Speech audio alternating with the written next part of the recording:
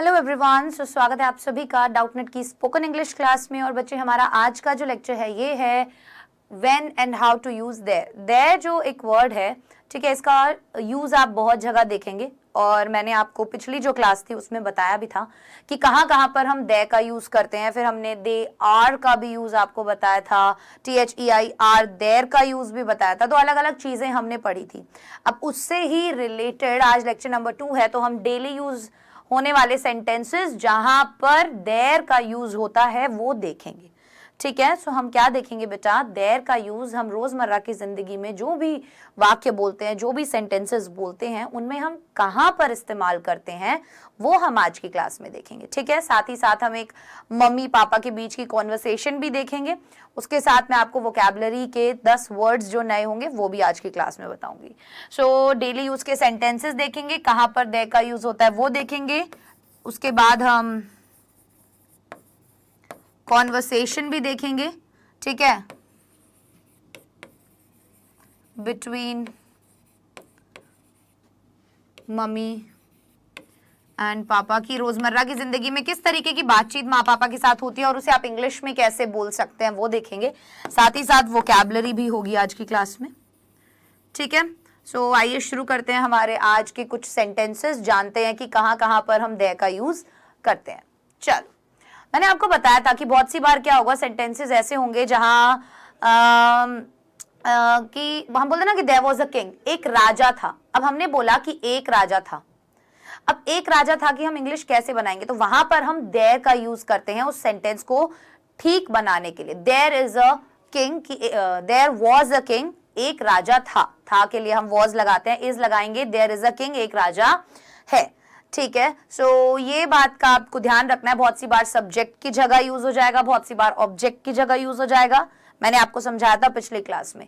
सो आइए देखते हैं कुछ सेंटेंसेस। जैसे अगर आपको बोलना है कोई जल्दी नहीं है, क्या बोलना है अगर आपको कोई जल्दी नहीं है, तो आप यहां पर कोई को क्या बोलोगे,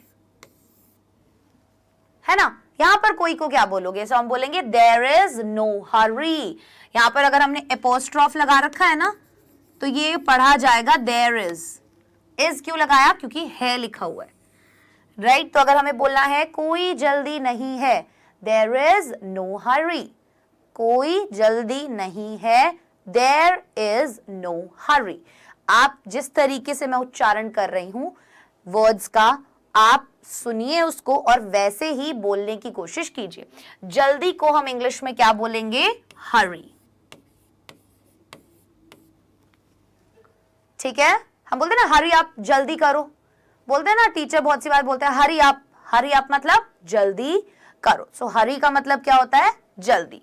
next, is there a curfew, क्या कोई कर्फ्यू है। इज देयर अ कर्फ्यू, यहां पर भी देयर का यूज किस लिए हुआ है, कोई के लिए, है ना। कर्फ्यू आपको पता है, कर्फ्यू लग जाता है, सारी चीजें बंद हो जाती हैं। ठीक है, आप बाहर जा नहीं सकते हैं और सारी दुकानें वगैरह सब कुछ बंद हो जाता है, नेशन बंद हो जाता है, राष्ट्र बंद हो जाता है, तो वहां उसे क्या बोलते हैं, हम कर्फ्यू बोलते हैं, जब सारी चीजें बंद कर दी जाती है। ठीक है, so is there a curfew, क्या कोई कर्फ्यू है। यहां पर आपने देखा देयर कहां पर यूज हुआ है, सब्जेक्ट की तरह यूज हुआ है। यहां पर देयर को हमने सब्जेक्ट की तरह यूज किया। ठीक है, इसमें कोई शक नहीं है, देयर इज नो डाउट। सो यहां पर भी कोई के लिए हुआ है ना यूज, कि इसमें कोई शक नहीं है, देयर इज नो डाउट। ये लिखा है DOUBT, तो इसको आप डोब्ट नहीं पढ़ेंगे, बहुत से बच्चे डोब्ट पढ़ते हैं। यहां पर जो बी होता है वो क्या होता है, साइलेंट होता है। बी जो होगा यहां पर वो साइलेंट होगा। आप इसे क्या पढ़ेंगे, क्या बोलेंगे, डाउट। डाउट आप इसे बोलेंगे। डाउट मतलब कोई भी शक, डाउट मतलब क्या होता है, शक। कितने सारे वर्ड्स आपको मिलते हैं ना, देखो, हरी का मतलब जल्दी, डाउट का मतलब शक। इन शब्दों की हिंदी आप अपनी कॉपीज में जरूर लिखिए। जितने ज्यादा वर्ड्स आपको पता होंगे कि हम उनको इंग्लिश में क्या बोलते हैं, उतनी ही ज्यादा आपकी इंग्लिश बेटर होती चली जाएगी। ठीक है, नेक्स्ट, हम अक्सर वहां जाते हैं, हम अक्सर वहां जाते हैं, वी गो देयर ऑफन। अब यहां पर दे का यूज हुआ है वहां के लिए, यहां पर ऑब्जेक्ट की तरह यूज हुआ है। वी क्या हो गया? सब्जेक्ट, गो मतलब वर्ब जाना, दे मतलब वहां, ऑफन मतलब अक्सर। अब यहां पर भी देखो, इसे हम ऑफ्टन नहीं पढ़ेंगे, इसे हम ऑफ्टन नहीं पढ़ेंगे, इसे हम क्या पढ़ेंगे? ऑफन। क्या पढ़ेंगे बेटा इसको? Often. Okay, so we go there often, हम अक्सर वहां जाते हैं। अक्सर को इंग्लिश में बोलते हैं ऑफन। आ गई बात समझ में? नेक्स्ट, टॉम भी वहां था, टॉम वॉज ऑल्सो देयर।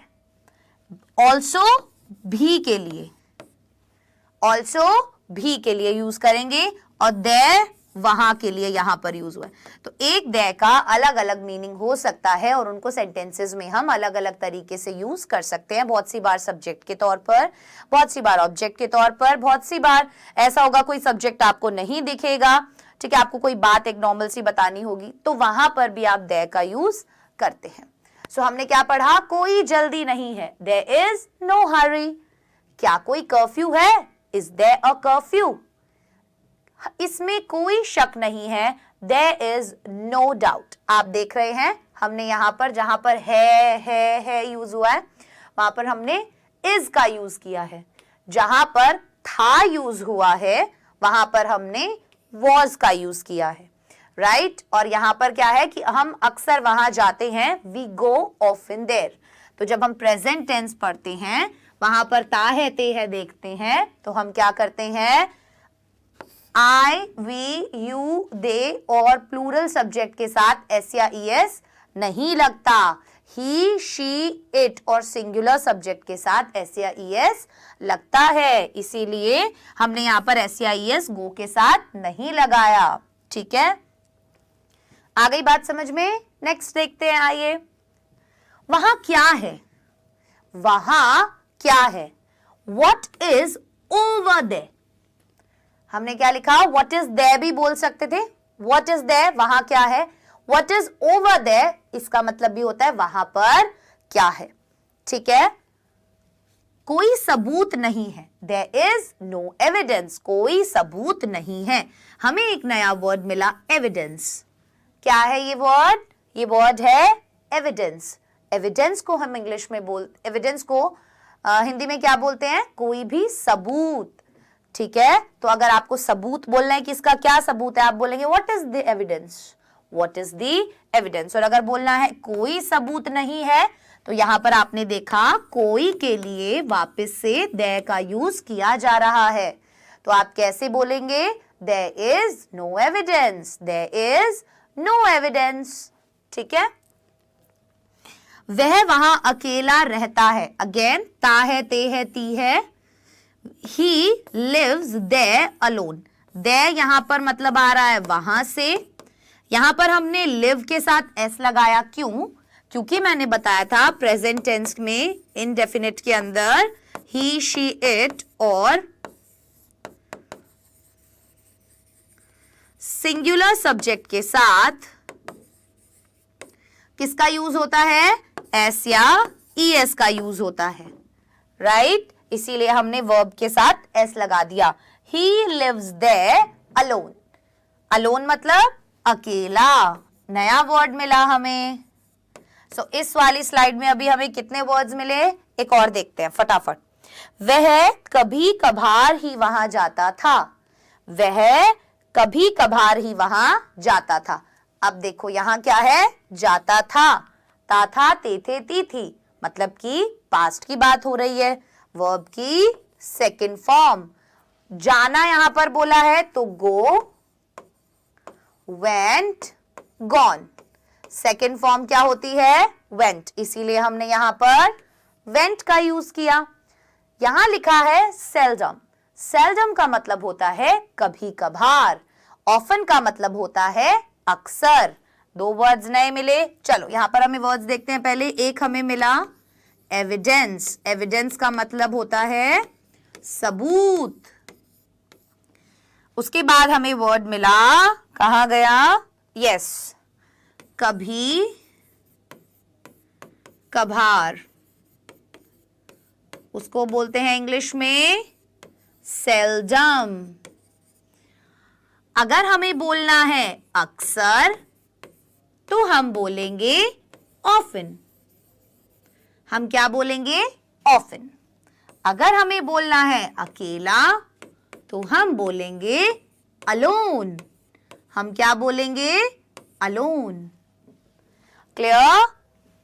पता चले कई सारे वर्ड्स. चलिए, वहां क्या है? What is over there? कोई सबूत नहीं है. There is no evidence. वह वहां अकेला रहता है. He lives there alone. वह कभी कभार ही वहां जाता था. He seldom went there. He seldom went there. कभी कभार, seldom. याद रहेंगे ये सारे वर्ड्स आपको. लिख लीजिए इन्हें अपनी कॉपीज के अंदर फटाफट से. इसको आप कैसे प्रोनाउंस करेंगे? एविडेंस. इसको आप कैसे प्रोनाउंस करेंगे? सेल्डम. इसको आप कैसे प्रोनाउंस करेंगे? ऑफन. एक और देखा था हमने, DOUBT, मतलब कि शक. तो इसको हम कैसे प्रोनाउंस करेंगे? डाउट. कैसे करेंगे? डाउट. ओके. यहां पर B साइलेंट है, यहां पर T साइलेंट है. साइलेंट होना मतलब उच्चारण के समय हम उन शब्दों को नहीं बोलेंगे. ठीक है? कोई भी, जैसे बहुत सारे शब्द ऐसे होते हैं, अगर आपको लिखना है नाइफ तो आप के लगाते हैं शुरुआत में, कनाइफ नहीं बोलते. कनाइफ नहीं बोलते ना, आप क्या बोलते हैं? नाइफ. लेकिन उसकी स्पेलिंग क्या होती है? KNIFE. यहां पर के साइलेंट है, मतलब इसका उच्चारण आपको नहीं करना है. समझ में आई बात? चलो आगे देखते हैं. 2 केक थे. There were 2 cakes. अब यहां पर there का हमने क्यों यूज किया? एज अ सब्जेक्ट हमने यूज किया यहां पर, है ना, क्योंकि हमें पता है 2 केक थे. अगर हम बोलते 2 केक्स, 2 केक, वर 2 केक्स नहीं बनेगा. हमें कुछ ना कुछ तो लिखना पड़ेगा ना. तो हमने लिखा there were 2 cakes. वहां पर 2 केक थे. ठीक है? वहां वाकई बहुत गर्मी है. वाकई को इंग्लिश में क्या बोलेंगे? रियली. ठीक है? वास्तव में, वाकई, सच में. तो इसके लिए हम रियली का यूज करते हैं. So it is really hot there. It is really hot there. Okay. Next. कोई बाथरूम नहीं था. There was no bathroom. Bathroom, नहाने वाला घर.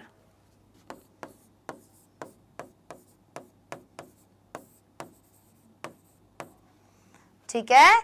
जिस रूम में आप नहाते हैं, गुसल खाना बोलते हैं हम उसको, और बाथरूम बोलते हैं. ठीक है? बाथ मतलब नहाना, और जिस कमरे में आप नहाएं उसे हम बोलेंगे बाथरूम. ओके. चलिए. उन्होंने मुझे वहां जाने दिया. They made me go there. उन्होंने मुझे वहां जाने दिया. They made me. अब आप बोलेंगे मैम made का मतलब तो बनाना होता है, लेकिन यहां पर क्या मतलब है? They made me go there. उन्होंने मुझे वहां जाने दिया, मतलब उन्होंने किसी ना किसी तरीके से मुझे मना लिया वहां जाने के लिए. So they made me go there. उन्होंने मुझे वहां जाने दिया. वे सभी वहां गए. All of them. वे सभी, all of them. वहां गए. Went there. गए, ए वाली साउंड आ रही है ना, गए, गई, ई, आ, या, ए, ई. तो हम यहाँ पर वर्ब की सेकंड फॉर्म का यूज करेंगे. और यहाँ पर देयर का मतलब क्या है? वहां. यहाँ पर देयर का मतलब क्या है? वहां. ठीक है? वहां कोई नहीं था. कोई नहीं के लिए हम क्या करेंगे? nobody. See, there was nobody there. यहां पर भी there, यहां पर भी there. यहां पर एज अ सब्जेक्ट हमने यूज किया, यहां पर हमने वहां के लिए यूज किया. तो यहां पर वहां के तौर पर और यहां पर कोई के तौर पर. और कोई भी नहीं था, nobody बताने के लिए. So there was nobody there. वहां कोई भी नहीं था. ठीक है? Who did you meet there? आप वहां किससे मिले? आप वहां किससे? अब देखो अगेन क्या आया? जब भी बीच में क्या, कब, कौन, कहां, कैसे, किससे, ऐसे शब्द आते हैं तो उसकी इंग्लिश हम सबसे पहले लिखते हैं। तो किससे? Who did you meet there, did के साथ वर्ब की फर्स्ट फॉर्म लगती है, ठीक है। तो लिखा who did you meet there, आप वहां कहा किससे मिले, ठीक है। सो देखिए, उन्होंने मुझे वहां जाने दिया, they made me go there, वे सभी वहां गए, all of them went there, वहां कोई नहीं था, देयर वॉज नोबडी देयर, आप वहां किससे मिले थे, who did you meet there. आ गई बात समझ में? आगे बढ़ते हैं। क्या तुम मुझे वहां ले जाओगे, will you take me there, यहां पर देयर का यूज वहां के लिए हो रहा है। क्या तुम मुझे वहां ले जाओगे, will you take me there, गा गे गी के लिए हम क्या करते हैं, विल का यूज करते हैं, विल और शैल का। विल और शैल का यूज जब हम करते हैं तो हम वर्ब की फर्स्ट फॉर्म लगाते हैं, राइट। और क्योंकि यहां पर एक क्वेश्चन किया जा रहा है, इसीलिए हमने विल को यू से पहले लगाया।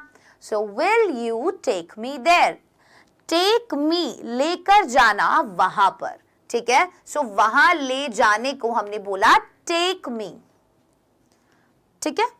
हम बोलते हैं ना टेक इट, ले जाओ, ये लो। तुम्हारी इस बात में तथ्य है या फिर कोई पॉइंट है, you have a point there, यहां पर देयर मतलब तुम्हारी इस बात में, तो ये जो इस बात है ना, इसके लिए यहां पर देयर का यूज किया कि तुम्हारी इस बात में दम है, यू हैव अ पॉइंट, तुम्हारी इस बात में दम है, देयर, ठीक है। होटल नीचे है, होटल इज डाउन देयर। अगर आपको बोलना है कि वहां उधर गली में उधर जाके कोई चीज है तो आप बोलेंगे the hotel is down the street. Down there मतलब वहां नीचे, तो होटल वहां नीचे है, hotel is down there, okay.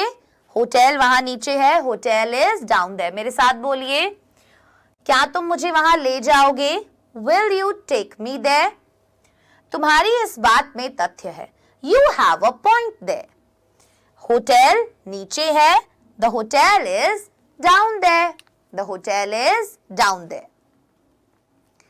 एक पेज गायब है, there is a page missing. See यहां पर अगेन देयर का यूज क्या हुआ, एक पेज गायब है, ठीक है। तो हमने क्या बोला, there is a page missing, या फिर हम नॉर्मल भी बोल सकते थे, a page is missing there, okay. वह कल वहां गई थी, she went there yesterday, yesterday कल, वह कल वहां गई थी, शी वेंट देयर येस्टरडे। एक चाकू गायब है, there is a knife missing, missing मतलब गायब, ठीक है। एक चाकू गायब है, there is a knife missing, okay. अब ये 4 सेंटेंसेस हैं, इन चारों सेंटेंसेस को फटाफट आप अपनी कॉपीज में लिखिए और इनका हिंदी में क्या मतलब होगा वो मुझे बताइए वीडियो बनाकर। There is no need to hurry. Will you please go there? Did you see anybody there? He advised me to go there. इनको हम हिंदी में, ये इनकी हिंदी क्या हो गई ये भी तो आपको समझना जरूरी है ना। ये चारों सेंटेंसेस को आप लिखिए अपनी कॉपीज में और ये आपकी एक्टिविटी है कि ये चारों सेंटेंसेस आप क्या करेंगे, इनका वीडियो बनाएंगे। साथ ही साथ जो भी सेंटेंसेस मैंने आज बना के दिए हैं आपको, आप उन सेंटेंसेस का भी वीडियो बनाएंगे और hमें भेजेंगे vip@doubtnut.com पर। ये बात याद रखेंगे आप, क्योंकि आप जब वीडियो बनाएंगे तो आप इन सेंटेंसेस को बार बार पढ़ेंगे। मैं चाहती हूं एक वीडियो में सारे सेंटेंसेस हों, ठीक है। कोई बात नहीं, छोटी छोटी कई वीडियोस भी आप बना सकते हैं, लेकिन आप इन्हें पढ़िए, याद कीजिए। जो भी नए वर्ड्स मैंने आपको बताए उन्हें भी आप पढ़िए और याद कीजिए, ठीक है। चलिए अब हम देखते हैं कॉन्वर्सेशन पापा के साथ और मम्मी के साथ अक्सर कैसी होती है। शुरुआत में जैसे आप सुबह सुबह उठे, ठीक है, तो आप क्या बोलेंगे सुबह जब आप उठेंगे तो गुड मॉर्निंग पायल या गुड मॉर्निंग। अब पापा हैं आपके, ठीक है, और आपका नाम मान लीजिए पायल है, ठीक है, तो क्या बोला, फादर ने बोला गुड मॉर्निंग पायल, तो पायल क्या बोलेगी गुड मॉर्निंग डैड या गुड मॉर्निंग डैडी या गुड मॉर्निंग पापा, गुड मॉर्निंग मॉम, और फिर आप साथ ही साथ मम्मा को भी गुड मॉर्निंग करोगे कि गुड मॉर्निंग पापा, गुड मॉर्निंग मम्मा। सुबह जब आप उठेंगे, अगर पापा ने आपको बोला गुड मॉर्निंग, तो आप क्या बोलेंगे? गुड मॉर्निंग पापा, गुड मॉर्निंग मम्मा। शुभ सुप्रभात जिसे हम हिंदी में बोलते हैं, तो सुप्रभात को हम इंग्लिश में क्या बोलते हैं? Good morning. ठीक है, चलिए। तो मम्मी ने रिप्लाई किया गुड मॉर्निंग मेरी राजकुमारी, तो आप क्या बोलेंगी मम्मा? Good morning my princess. Father, Rahul अब तक उठा नहीं क्या? अब आपका कोई छोटा भाई बहन है, ठीक है, अगर वो अब तक नहीं उठा तो क्या पूछते हैं पापा कि अरे वो अभी तक सो रहा है, अब तक उठा नहीं है क्या? वो बोलते हैं ना ऐसे, तो क्या बोलेंगे? Didn't Rahul get up, didn't Rahul get up. Rahul अब तक उठा नहीं क्या? Didn't Rahul get up. Did के साथ वर्ब की फर्स्ट फॉर्म लगती है। ये कॉन्वर्सेशन इसलिए है ताकि आप अपने पापा को या आप अपनी मम्मी को इन्वॉल्व करें, और इस तरीके की बातचीत मैं चाहती हूं आप तीनों लोगों के बीच हो। आप अपनी मम्मा को बिठाओ, पापा को बिठाओ, आप खुद बैठो, उनको भी ये चीज समझाओ कि ये क्या है, उन्हें क्या बोलना है, और फिर आप भी बोलो। ठीक है, तो आप क्या बोलेंगे? अगर आपके पापा बोलेंगे डिडंट राहुल गेट अप, कि क्या राहुल अब तक नहीं उठा? Mummy, he is still sleeping, वो अभी भी सो रहा है। ही इज स्टिल स्लीपिंग, वो अभी भी सो रहा है। स्टिल मतलब अभी भी।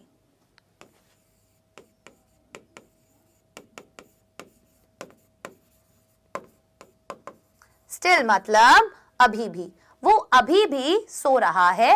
He is still sleeping. रहा है आया, इसीलिए स्लीप के साथ आईएनजी लगाया। ठीक है। पायल, पापा वो रोज लेट उठता है, उसे कुछ क्यों नहीं कहते आप? बोलते हैं ना हम कि पापा वो हमेशा ऐसा करता है, आप उसे तो कभी कुछ नहीं कहते। तो आप कैसे बोलेंगे? Daddy he gets up late every day. He gets up late, ता है, ते है, ती है। ता है, ही के साथ SEIS, गेट्स अप।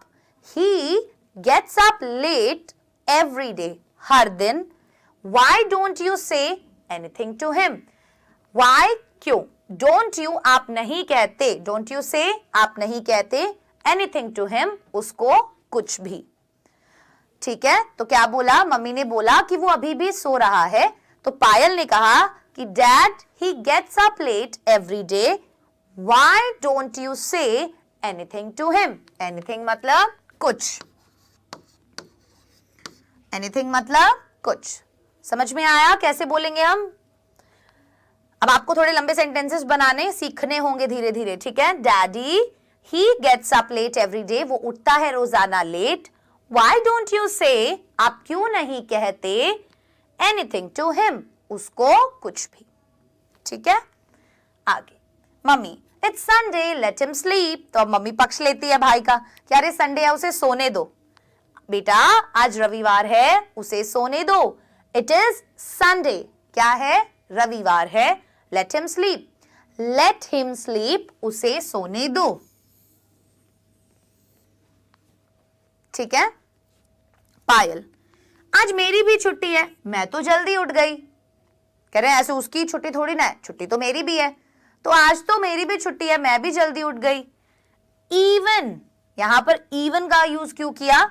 इवन का यूज किया भी के लिए कि even I am on off today. देखो एग्जैक्टली ट्रांसलेट करने की कोशिश करोगे तो कुछ अलग ही बनेगा। ठीक है। सो कह रहे हैं even I am on off today, आज तो मेरी भी छुट्टी है, मैं भी आज ऑफ पर हूं। Even I am on off today, मैं भी आज ऑफ पर हूं, मतलब मेरी भी आज छुट्टी है।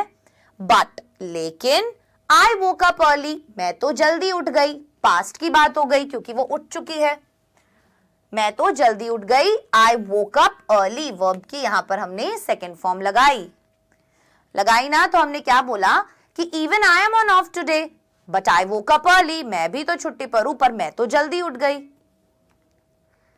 पापा, Payal you go and wake up Rahul, बेटा जाओ और तुम राहुल को उठा दो। बोलो पापा बुला रहे हैं। टेल हिम, उसे बोलो मतलब उसे बताओ। क्या? डैड इज कॉलिंग, किसी को बुलाना क्या होता है? कॉल करना। ठीक है, जैसे हम बोलते ना प्लीज कॉल राहुल, कि राहुल को बुलाओ। ठीक है, हम बहुत सी बार ऐसे भी बोलेंगे, अगर मम्मी ने बोला है कि जाओ राहुल को बुलाकर लाओ, go and call Rahul. Call मतलब बुलाना। एक कॉल होता है जो हम फोन कॉल करते हैं। ठीक है, तो हम सामने वाले बंदे को बुलाते ही तो है बात करने के लिए। ठीक है, तो हमने क्या बोला? पायल यू गो, तुम जाओ, एंड वेक अप, और उठाओ किसको? राहुल को। Tell him dad is calling, उसे बताओ कौन बुला रहा है? डैड बुला रहे हैं। नहीं पापा मैं नहीं जाऊंगी, मुझ पर गुस्सा करेगा, मम्मी को बोलिए उसे उठाने के लिए। अब भाई बहन है, वो जाकर उठाएगा तो लड़ाई होगी वहां पर। तो कहती है नहीं पापा मैं नहीं जाऊंगी। No dad I won't go. Won't मतलब आई विल नॉट गो, मैं नहीं जाऊंगी। ठीक है, वोंट मतलब यहां पर है आई विल नॉट गो, मैं नहीं जाऊंगी। He will get angry on me, वो क्या हो जाएगा मुझ पर? गुस्सा। हर जगह देखो will के साथ verb की फर्स्ट फॉर्म लगी हुई है। He will get angry on me, वो क्या हो जाएगा? गुस्सा हो जाएगा। on me, मुझ पर। Tell mom to wake him up, मम्मा को बोलिए उसे उठाने के लिए।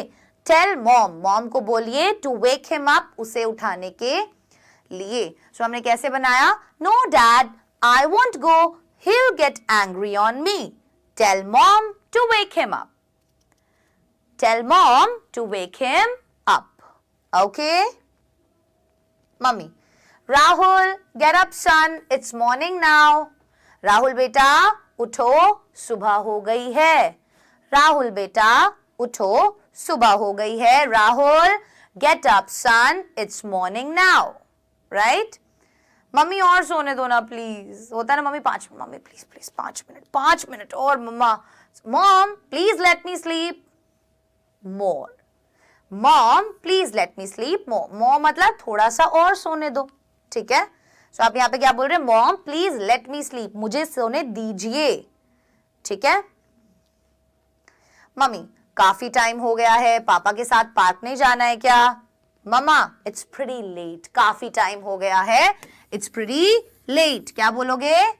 It's pretty late. प्रीटी मतलब यहाँ पर काफी, तो यहाँ बोल रहे इट्स प्रीटी लेट, काफी समय हो गया है, काफी लेट हो गया है। Haven't you go to the park, पापा के साथ पार्क नहीं जाना है। पापा के साथ पार्क नहीं जाना है। Haven't you go to park. नहीं मम्मा आज पार्क नहीं जाऊंगा, मन नहीं कर रहा है, आप मुझे सोने दो please. No mom I won't go, मैं आज नहीं जाऊंगा। वोंट मतलब I will not go. So I won't go, will not का शॉर्ट फॉर्म होता है वोंट, बोलते समय हम यूज करते हैं। No mom I won't go, not feeling like, मन नहीं कर रहा है। नॉट फीलिंग लाइक, मन नहीं कर रहा है। अगेन नॉट फीलिंग लाइक, मन नहीं कर रहा है। ठीक है, I don't feel like studying today, मुझे आज पढ़ने का मन नहीं कर रहा है। I don't feel like dancing today, मुझे आज डांस करने का मन नहीं कर रहा है। फील लाइक मतलब जब आप किसी चीज का फील नहीं ले पा रहे हो, मन नहीं कर पा रहा है। Please let me sleep, please मुझे सोने दीजिए। Please let me sleep, please मुझे सोने दीजिए। बेटा आपके पापा जी बुला रहे हैं, उठो वरना पापा जी गुस्सा करेंगे, है ना, बोलते ना ऐसे। Rahul dad is calling you, पापा जी बुला रहे हैं, calling you. Rahul dad is calling you, get up or else dad will get angry, or else वरना।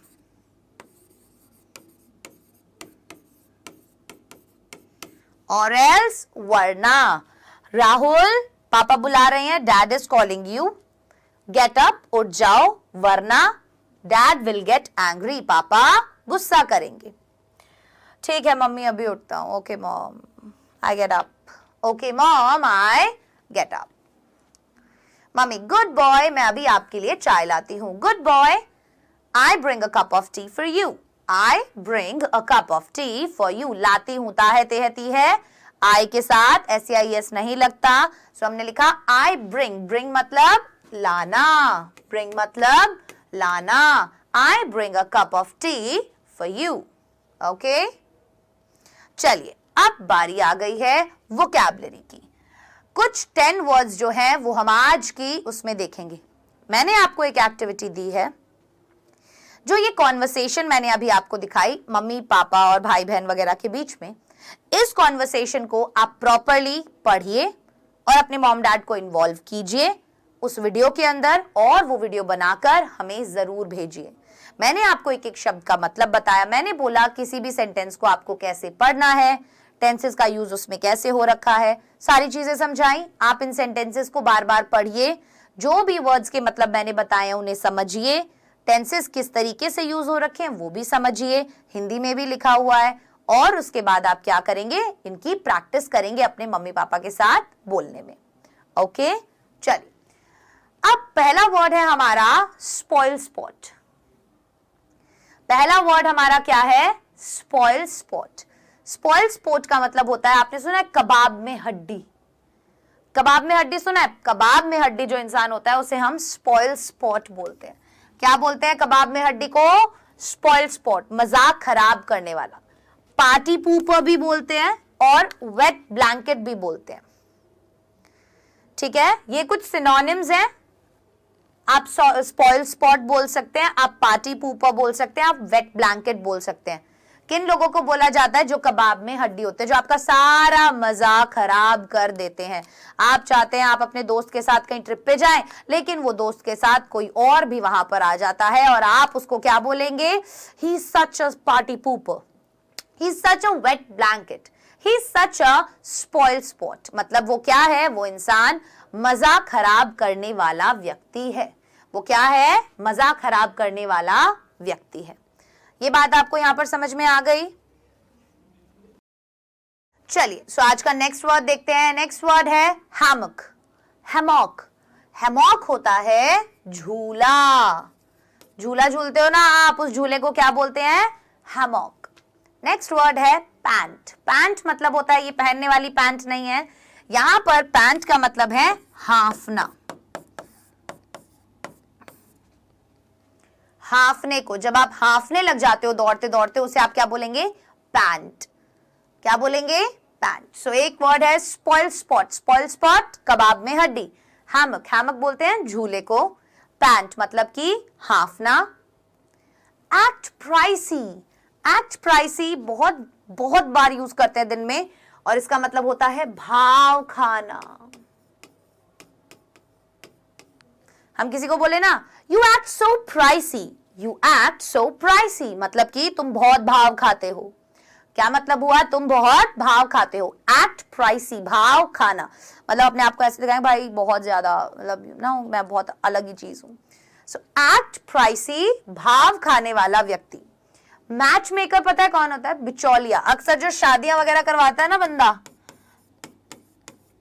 बिचौलिया सुना होगा आपने कि हाँ वो रिश्ता लेकर आया उसकी बेटी का, उसके बेटे का, तो जो रिश्ते बनवाता है उसे हम क्या बोलते हैं? Match maker. हिंदी में बोलते हैं बिचौलिया।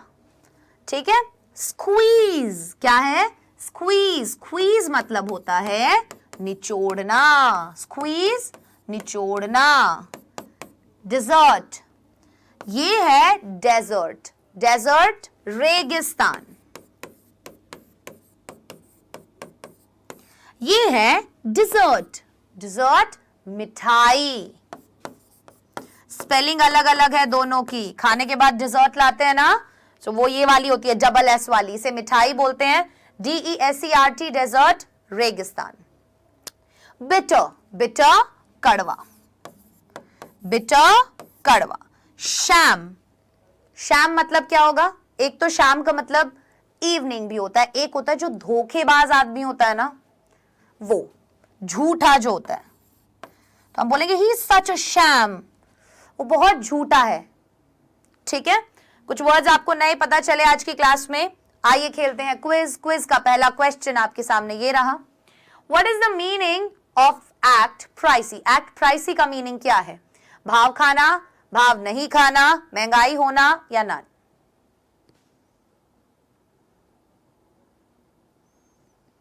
Next question, what is the meaning of spoilsport? कबाब में हड्डी, कबाब में डंडा, मजा ना आना या फिर नन?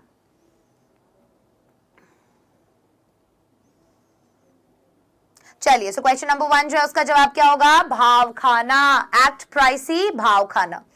स्पॉइल्ड स्पॉट, कबाब में हड्डी। सो ये आज की हमारी क्लास थी। कॉन्वर्सेशन वाली चीज पर मैंने आपको एक्टिविटी दी है। जो कॉन्वर्सेशन हमने आज की क्लास में पढ़ी है उसको आप प्रैक्टिस करेंगे अपने मम्मा पापा के साथ और वीडियो बनाकर vip@doubtnut.com पर भेजेंगे। कुछ सेंटेंसेस ट्रांसलेट करने के लिए दिए हैं, इन्हें ट्रांसलेट कीजिए, बोलने की कोशिश कीजिए। होमवर्क में टेक्स्ट सोल्यूशन होता है, आप वहां से उसे पढ़ भी सकते हैं अगर आपको नहीं पता इसे हम अंग्रेजी में कैसे बोलेंगे। रोजाना की भाषा में ये मतलब रोजाना रोजमर्रा की जिंदगी में यूज होने वाले शब्द हैं ये। क्लियर? चलिए, सो हमारी नेक्स्ट क्लास जो होगी वो होगी आर्टिकल्स के ऊपर। अब मैं आप सभी से इजाजत लेना चाहूंगी, मुलाकात होगी अगले लेक्चर में। तब तक के लिए अपना ध्यान रखें, डाउटनेट के साथ जुड़े रहें क्योंकि अब पढ़ना हुआ आसान।